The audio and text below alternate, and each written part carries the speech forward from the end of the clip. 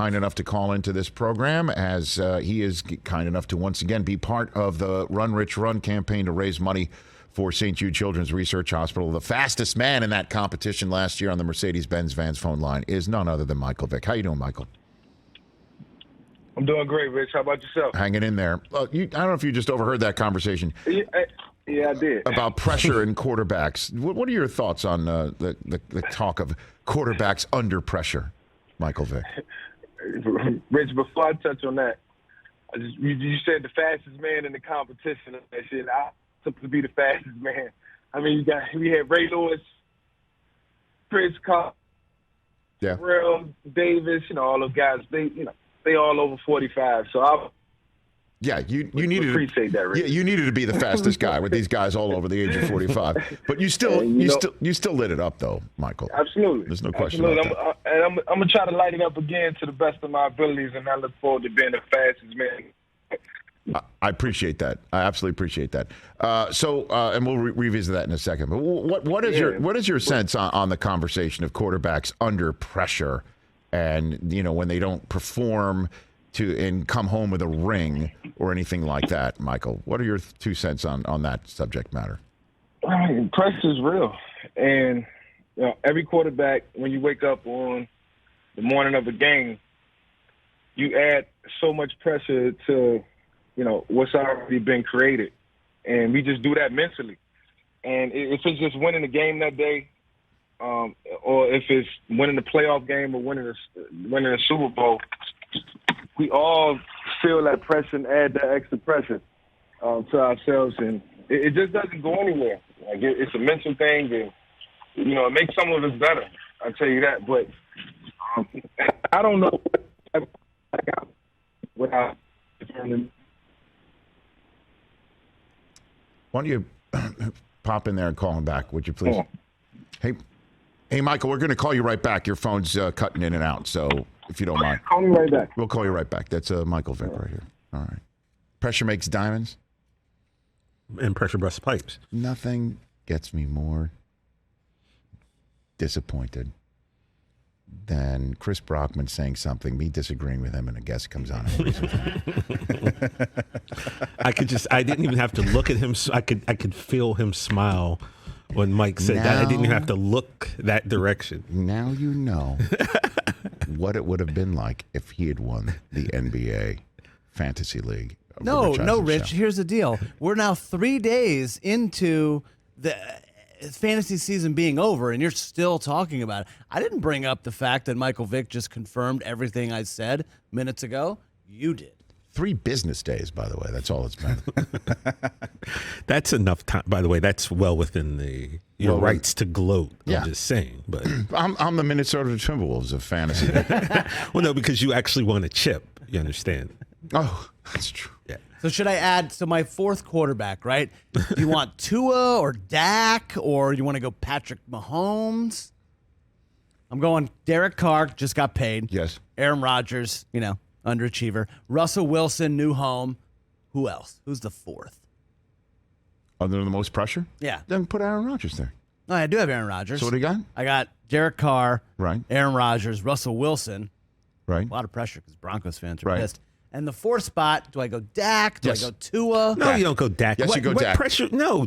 How can you say Dak's under more pressure than Patrick Mahomes? Dak was a 4th-round quarterback. And apparently, according to everyone on the internet, Cowboys suck. Dak's now been paid. Yeah, that was like Amari 3 years Cooper. ago. Michael Gallup got paid, and his knee's been out. Okay. No, this is Patrick Mahomes. Mahomes lost Cheetah. Brockman already had him on his Mount Rushmore. Michael Vick's back. Let's ask Mike Vick. Are you there, Michael? Let him make the decision. Okay, there you go. I'm here. This is a great discussion. I tell you that. It's a great discussion. So you hop in. What do you think?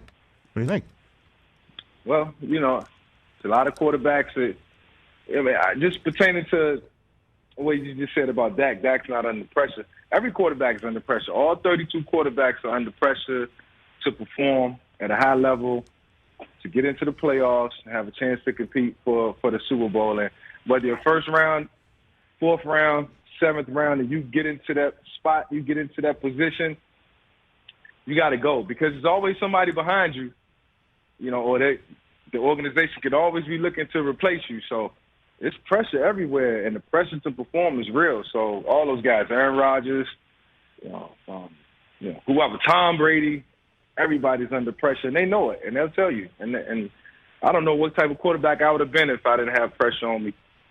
It's good. It's a great thing. So then pressure is self-imposed, or do you actually hear what we in the media talk about, Michael? Does that happen? It's self-imposed because, when we wake up on Sunday, Mondays, or Thursdays, we add pressure to ourselves to perform. And then we pay attention sometimes to what the media is saying, and that's added pressure. And our coaches put pressure on us, and sometimes your teammates will put pressure on you, and then it's the self-imposed pressure. And so it comes from everywhere, and that's why this is such an elite level. When you play in the National Football League, when you play on that level, there's so much expectation. Sometimes it's hard to even have fun. But, it is what it is, and I don't want to say that to discourage any young listener. It's a great thing, man. I don't know what I would have been if I didn't feel all that pressure around me and be able to compartmentalize everything and pull it all together and make good plays and trust what I did in practice and let it all come together. So, man, a professional sports in general is pressure packed. It's always going to be pressure centered around it, but that's why we play the game, Rich. So where would you land then as we're putting together a list of quarterbacks under the most pressure coming into the season now that Derek Carr's been paid 3 years, $120 million? Then we threw Aaron Rodgers now on the list. One of the more surprising stories is that he re-signs, but Devontae Adams goes, and so does Valdez-Scantling. Who else you put on that list, Chris? Russell Wilson, new home, a lot of pressure, and we put Dak. Yeah, Russell, Dak. Dak's under a lot of pressure. How about Dak versus Mahomes? That's the one where we're down to. Which one would you put on this list? We only can have 4. What do you got for me on that? I would say Dak over Patrick because the Dallas Cowboys fans, you know what they're yearning for. They want that championship. They want the ring against America's team, and they love Dak and they believe in him, and I believe in him. I certainly think he can get it done. I just think he just pull a couple more tricks out the bag, and I think being a year or 2 years removed from the injury, of course I expected Dak to come back last year and not, really be 100% confident in taking hits and scrambling and, just being an ultimate dual threat. I think that'll come this year, and I definitely want to see a little bit more of that out of Dak, and he's more than capable of doing it. I think it'll take his game to the next level, just like a lot of these other young quarterbacks. And, then there's Russell and, all these guys who got championship pedigrees and have been there. They want that. They want to get there. So they know what they're getting themselves into when they signing big contracts and changing teams. They appreciate this journey. I can promise you that. Michael Vick here on the Rich Eisen Show, 4-time Pro Bowler with Fox Sports, going to be with me out at the Rose Bowl in a couple weeks to do Run, Rich, Run, which will be played and shown on the third day of NFL draft coverage on NFL Network, right here on the Rich Eisen Show.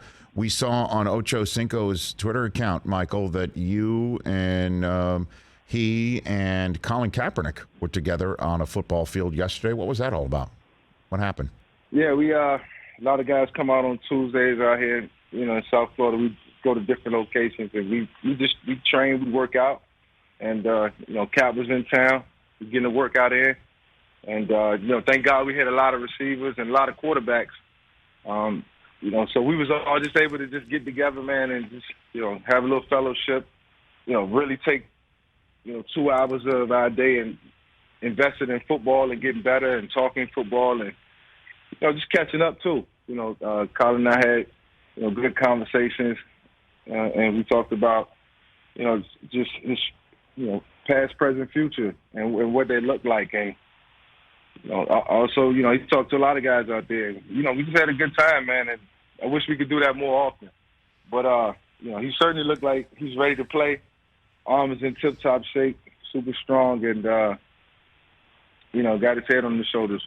Really want to get another shot at it. So if he keep working hard, it'll come. So what is he like? What can you share about the present and future for Kaepernick? that you heard yesterday and that you might be able to bring here from his mindset to what he's looking for, what he wants, what he might be, whose radar screen he might be on?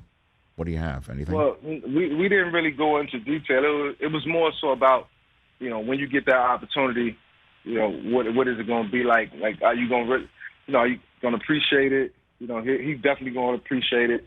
It's something that he certainly wanted to do, and that's what I took away from the conversation. Is football something that you really want? And he was, when you asked him that, when I asked him that question, he just had a lot of enthusiasm. Absolutely, and he worked hard like it. He went for 3 hours just throwing and lining guys up and just going through a routine, and that was really cool to see. As the quarterback who played the game at a high level, and watching the guy who played at a high level and played in the Super Bowl and still, being out of the game for 5 years, Rich, and still pushing at it and wanting another crack at it. And obviously I just threw some coaches' names out there that, if his representation can reach out to, they probably, would love to talk. But, at the end of the day, I'm not going to be the guy in that room who's going to be asking questions, and, I don't know what that interview process would look like, or what it would be like. I just told him, you get that next opportunity, man, just enjoy it. Enjoy the game and enjoy playing it. Well, I mean, you also know what it takes to play this game at a high level. Does he have it? Does he 5 years out? Does you see the? I tell you one thing. I mean, 5 years out. That's my only concern. I did say that to him too. Like, man, 5 years is a long time, but he takes care of his body. You talk about some of the things that that he put into his body. He's not a guy that's out all the time. Don't drink, don't smoke. So he's just in tip-top shape, and you can see it. I mean, Rich, the workout was 3 hours. I tapped out after an hour. I started coaching. I started coaching. I started coaching the young high school guys and some of the guys that was in college, and I love to be able to give them input and watch them improve on the spot, and even throwing a couple tips to Cap. We was just out there, man, just competing at a high level, man, and just trying to get better as quarterbacks. I have nothing to prove in that game, but there was a lot of young kids out there who, I look at it as the next generation of football, of sports, and just want to certainly be accountable and accessible for them. Who else was out there? Who else do you have? Jarvis Landry was out there. Brandon Marshall was out. Ocho. Who else? Kareem Hunt. He was out. So it was a good group of guys. We had running backs, receivers. And Njoku was there. He came out. So yeah, man, it was a good group. It was fun to watch those guys work. And the one thing I wish I'd have did more, Rich, was train the way they trained. Got away from my element. Went somewhere and trained. Guys go to Arizona. Some guys come to South Florida. But you put that time, man. You invest in your body, and you'll get the results, as you work hard and you put in that time. And I just think as you get older in the game, you have to do that. You have to invest in your body. And now I'm doing Pilates and doing yoga with my wife. And man, if I just did this when I was playing, and honestly, Rich, I'm doing a lot of that for you. and the run next week. Yeah. Well, you said last year. I don't want to pull my hamstring the way I did last year. Okay. Okay. And, obviously, but I'm super competitive, Rich, and I want to beat that time. Like, I want to beat that time. I love it. I'm being honest. I love it. I'm talking to the people. Did you ever play in the Rose Bowl? Have you ever been to the Rose Bowl? I never played in the Rose Bowl, but it's super legendary to me. I watched a bunch of games growing up. Okay. Well, you're going. In the Rose Bowl. You will be running in the Rose Bowl. That's where we're doing it this year. We're going to do it. So we on grass? We're on grass. We are on grass. Yes, sir. All right. How does that affect things? I got to come out, pay attention to the terrain, get a nice dynamic warm up in. You can eat off Change my shoes if I need to, and then we off, Rich. Okay. All right. All right. Yeah, we're going to run it back, literally, figuratively, and then and then I can't thank you enough for doing that. That's going to be again on the final day of the draft. Before I let you go, are you in touch with Lamar? Have you been chatting with Lamar Jackson at all? It's so famous that me and one of my guys was talking about Lamar this morning, and I haven't spoke to Lamar. I haven't spoke to Lamar in a couple of months, so I was just telling him I was going to reach out to him because I wanted to talk to him about some stuff. So, and I'm glad you mentioned that because I probably would have went throughout the rest of my day and got busy and forgot about it. But I haven't been in touch with him. I don't think Lamar liked the way last season ended. I think he's ready to get to it. 2022 and try to make it a big year. Well, he's game changing. We all know that, and he's unique. We all know that, and he is standing out in a way that I've never seen in my 20 years of being an NFL guy, Michael Vick, and that he appears to be the one leaving the bag on the table. You know, normally the quarterbacks pound a table for the bag of money, and the Ravens seem to be ready to give it to him, and he's like putting it off for what do you think is happening? Ravens definitely want to give it to him. I'm friends with a couple guys on that team, and some of them reached out to try to get me to reach out to Lamar, and I'm like, look, Lamar's a grown man. He has representation. He's going to figure it out. He has a plan. Sometimes you got to trust, the plan that's being put in place. And I think Lamar certainly understands what needs to happen. If he's putting himself in a situation where he's betting on himself, but that's even more dangerous. And I think that's what's going on. I think Lamar's betting on himself. I think he has a lot of money. He understands that. He knows if he take care of his money, just what he got right now, then he'll be fruitful for forever. But it's a lot more on the table. And if he's saying, look, I trust myself, I want to work this out, I want to go try to win a Super Bowl, and maybe I enhance that or take it a step further than what I've taken it in the last couple years, maybe a AFC championship game or something like that, then he's making progress. So, I can't wait to see what happens and, how it all plays out. But the one good thing is, Rich, we got him coming back. We get a chance to see Lamar Jackson in high-pressure situations, which he understands, or he would have taken the necessary steps to take the contract, bet on himself, and go out and get it done, man. That's the cool part about the game, man. We love it so much. We make sacrifices, and this is one of them. Well, can you help me out? I mean, I've met him a couple times, and he's been on this show, and he's so earnest and he's so honest too. At one point, he came on. He thought everybody knew what plays he was calling before he was playing it. That kind of created a little bit of a kerfuffle when he came on a couple of years ago. Yeah. And Steve Bisciotti, the owner of the Ravens, said, Michael Vick, he thinks that the kid is so obsessed with winning a Super Bowl that I think deep down he doesn't think he's worthy of the money right now. Do you think that's what's going on? Like, what do you think it is? I just think. I mean, it may be some truth to that, and he's betting on himself. I mean, that's how much he loves the game, and that's how much pressure he's putting on himself.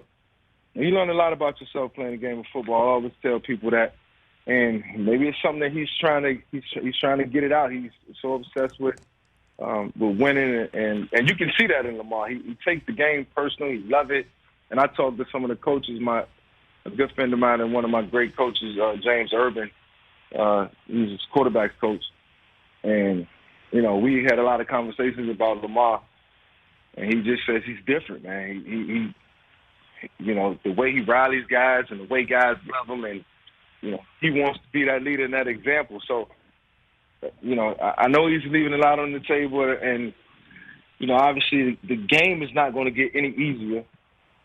So he knows what he's up against. You just got to focus more, and you got to put more time into it. And, if I was a young quarterback now, what I would be doing is sitting down with my coach and figuring out how we could exploit defenses and try to anticipate what they're going to do so we can be ready. You got to change things, modify the offense a little bit. I would take on a role of being super proactive in the offense and how, things materialize and how we execute. And that's one thing I felt like I could have did better. And I'm glad I had a coach like Andy Reid who was so detailed, who taught me how to, protect myself, protections, how to pick up blitzes and, those things I wish I would have taken more serious earlier in my career. And now I see guys doing it, and it's going to benefit them. Michael, thanks for the time. I'll see you in Pasadena a couple of weeks. Thanks again for doing that in advance. Yes, Truly. sir. See you next week. Appreciate it. You be well, Michael Vick. Thanks for the time. That's the one and only Michael Vick right here on The Rich Eisen Show. Hey, you watched all the way to the end. Thanks for that. Watch more right here.